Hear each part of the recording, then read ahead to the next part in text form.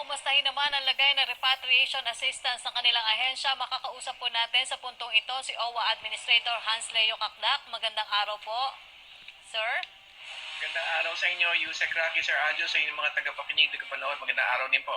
Opo, inilusad po kamakailan ng DOLE, OWA at ng CHED yung pong tabang OFW para makatulong sa ating mga pinabalik na o nawala ng trabaho o na sumakabilang buhay na OFW dahil sa pandemya.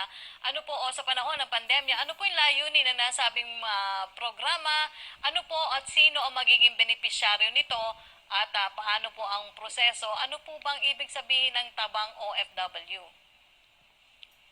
Yung tabang OFW literally means helping our OFWs, no? It's a Bisaya dialect term. And yung tabang OFW is a joint effort of the DOLE, the OWA, the CHED.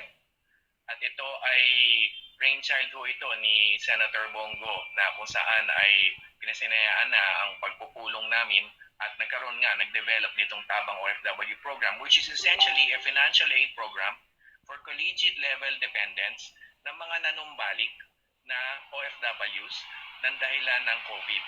So we rolled out last week. We began last week, and so far we have had around 2,000 approvals already, mga scholars, and ang payouts will begin this year. Tapos na yung screening nung 2,000 na nabanggit ko, and meron na mga payouts that will commence over the weekend and this coming week. So, pagbibigay na po tayo ng financial aid na tamang-tama rin lalo na sa mga typhoon-affected areas.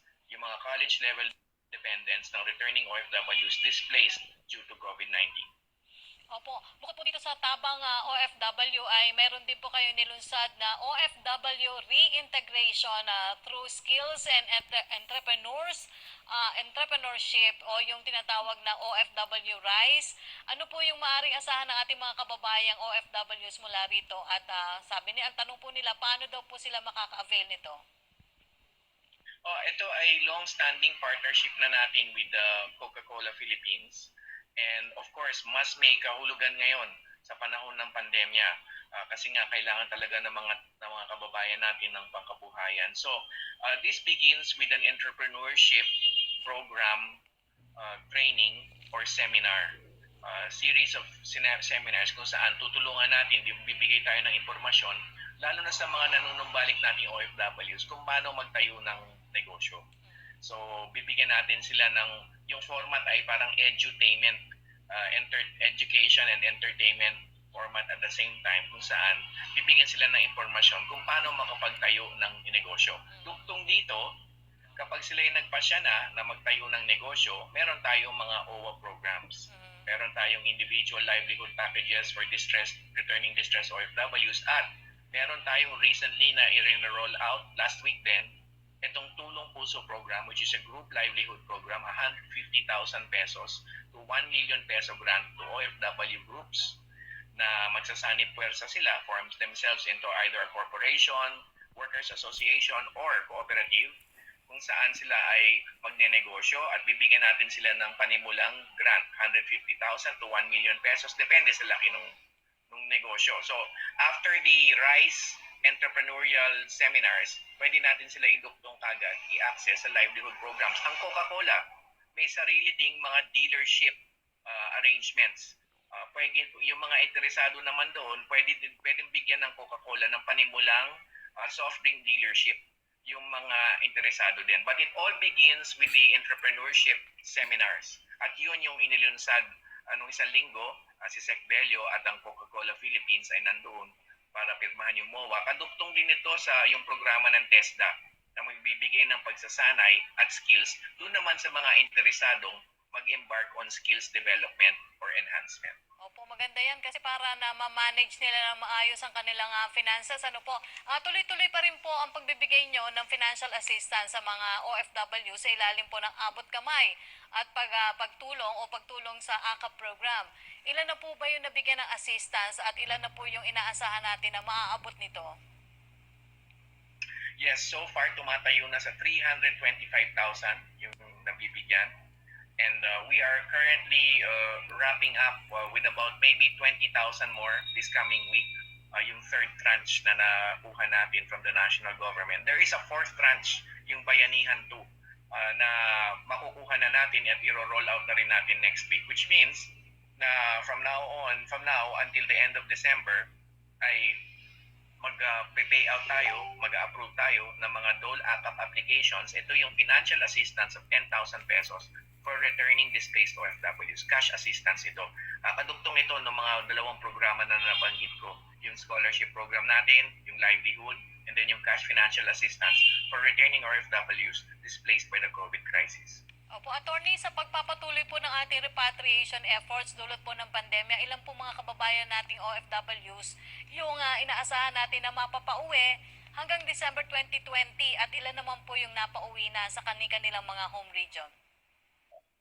At the beginning of today, 302,000.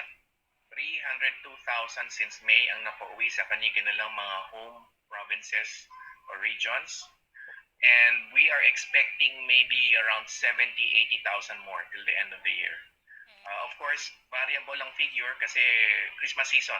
Kaiba sa ibang panahon ng taon, nagdaang taon, ay panahon ng Pasko. Obviously, magsisiuwian ang ating mga kababayan. So, variable, no? 70,000 to 80,000 ang ine-expect natin. Naantala lang ng konti USEC yung pagpapauwi for the last 2-3 days. In fact, it stretches till last week pa. Gawa ng typhoons Tinta, Rolly, and Ulysses.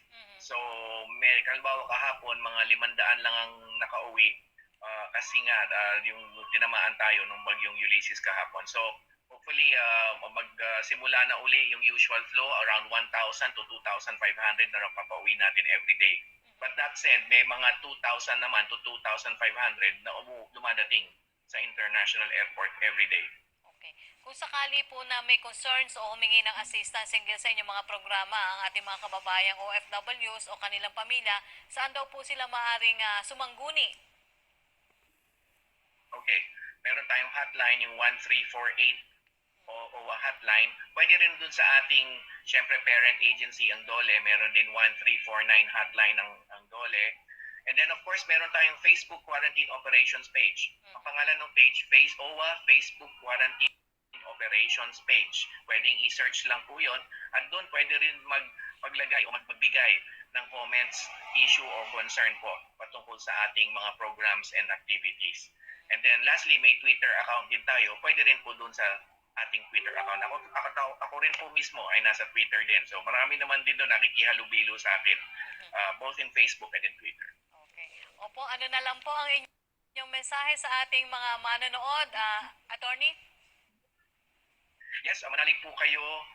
Talagang patuloy po ang ating pagbibigay ng serbisyo. On average, tayo po sa OWA, 7,000 to 8,000 OFWs ang kinakalinga ho natin every day. Yung mga padating, yung mga nasa quarantine facility, at yung mga paalis sa kanilang mga home regions. Manalig lang po kayo, may 1348 hotline tayo, idulog lang po doon at pagdasal po natin ang isa't isa. Maraming salamat po.